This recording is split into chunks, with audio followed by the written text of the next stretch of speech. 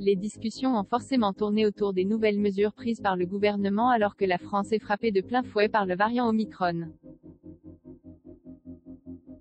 Sur France Inter, mardi 4 janvier 2022, Gabriel Attal, le porte-parole du gouvernement, a répondu aux questions de Léa Salamé et de Nicolas Demorand. Alors qu'il était interrogé sur l'interview du ministre de l'Éducation nationale, Jean-Michel Blanquer, accordée aux Parisiens, lundi 3 janvier 2022, pour expliquer les nouvelles mesures prises dans les établissements scolaires, Gabriel Attal a tenté de faire un éclaircissement. Quelques minutes plus tard, il a reçu un texto du principal concerné. Après avoir pris le temps de le lire, le politicien de 32 ans s'est permis de lire le message à la radio. Juste je me permets une petite précision parce que j'ai reçu un message de mon collègue Jean-Michel Blanquer qui nous écoutait.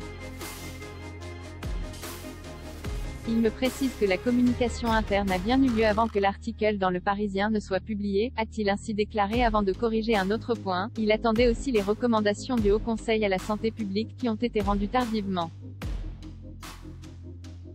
Gabriel Attal se corrige après avoir reçu un texto de Jean-Michel Blanquer. La petite correction est faite en direct, a déclaré le journaliste, Nicolas Demorand avant de libérer son invité qui va devoir maintenant travailler pour trouver une nouvelle date dans le calendrier pour faire adopter le projet de loi transformant le pass sanitaire en pass vaccinal.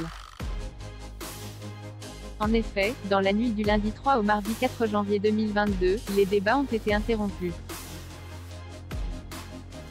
Gabriel Attal a d'ailleurs dénoncé une amicale de l'irresponsabilité, toujours sur France Inter. Il espère que la mise en place du pass vaccinal ne sera pas trop retardée.